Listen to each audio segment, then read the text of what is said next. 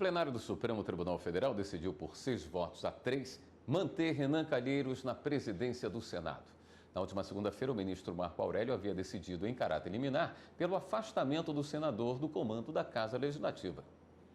Por maioria, o plenário do Supremo Tribunal Federal decidiu manter o senador Renan Calheiros na presidência do Senado, mas afastá-lo da linha de substituição da presidência da República. Na semana passada, Renan Calheiros se tornou réu perante o Supremo e vai responder pelo crime de peculato, por ter supostamente desviado o dinheiro público para pagar a pensão de uma filha.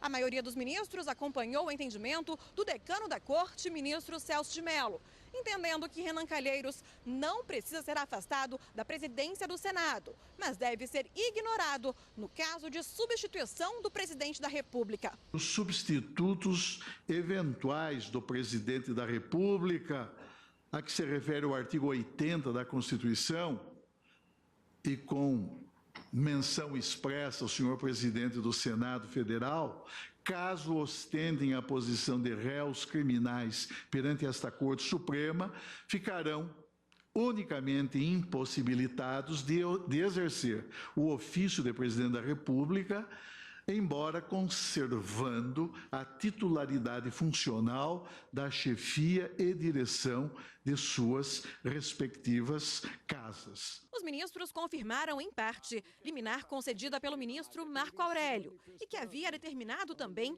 o afastamento de Renan da presidência do Senado.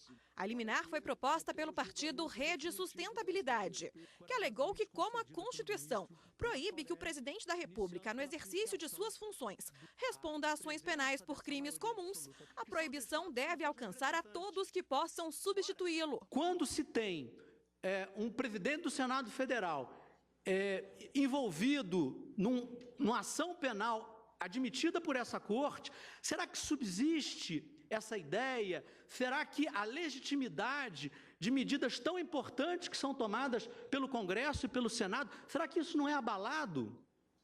Então, se nós temos leis tão importantes em tramitação, e se discute até a mudança da Constituição, emendas constitucionais controversas, será que exatamente nesse cenário não é fundamental que haja, enfim, uma atmosfera de normalidade que gere na sociedade a crença de que o processo legislativo é absolutamente legítimo? No início do julgamento, o advogado-geral do Senado pediu a anulação do processo.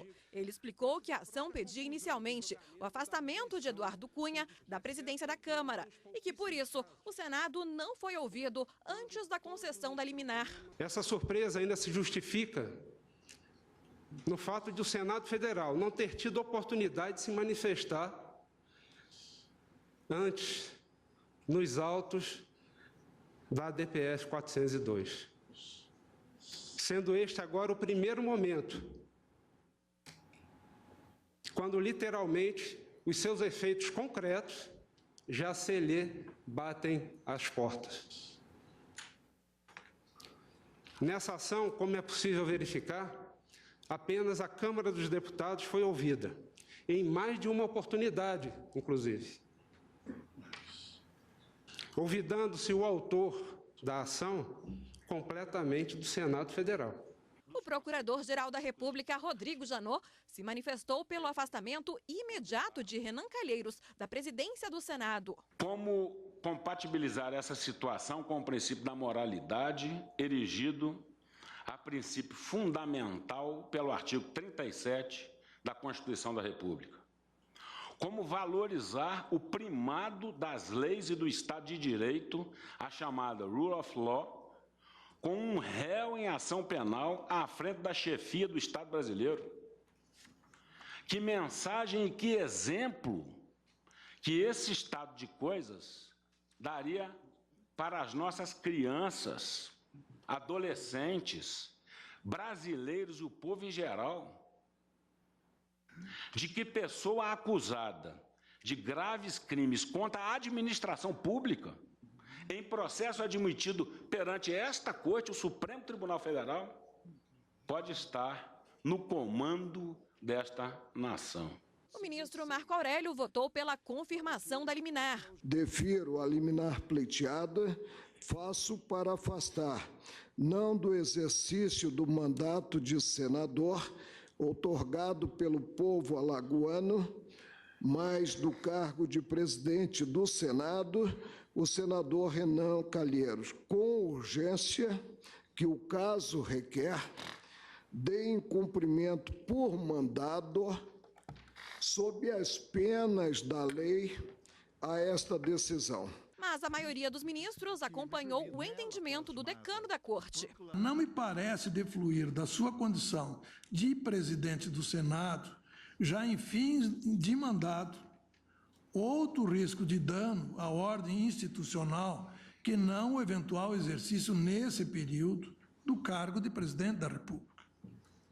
Em suma, tenho como certo que os requisitos para a concessão da medida liminar se fazem presentes em relação ao exercício da presidência da República. É em relação a esse ponto que se verifica a concorrência da relevância do direito e do risco de dano.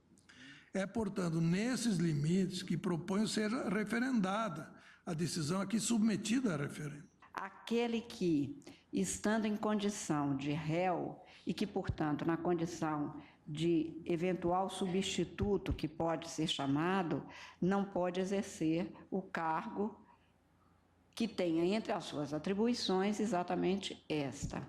Entretanto, como foi realçado aqui, o deferimento de uma liminar antes do término daquele julgamento e antes da finalização do inquérito no qual se tornou réu o interessado no caso, faz com que, nos estritos termos da lei, eu não possa deferir nesta parte a liminar, tal como posto pelo ministro decano, pela circunstância de que a lei também exige requisitos muito estritos para que se possa, desta forma, fazer com que o afastamento seja imediato, determinado, sem, inclusive, o cumprimento dos prazos que são fixados nos termos dos regimentos e das normas de outro poder. E, como eu lembrei, é da independência e a harmonia dos poderes que nós teremos que extrair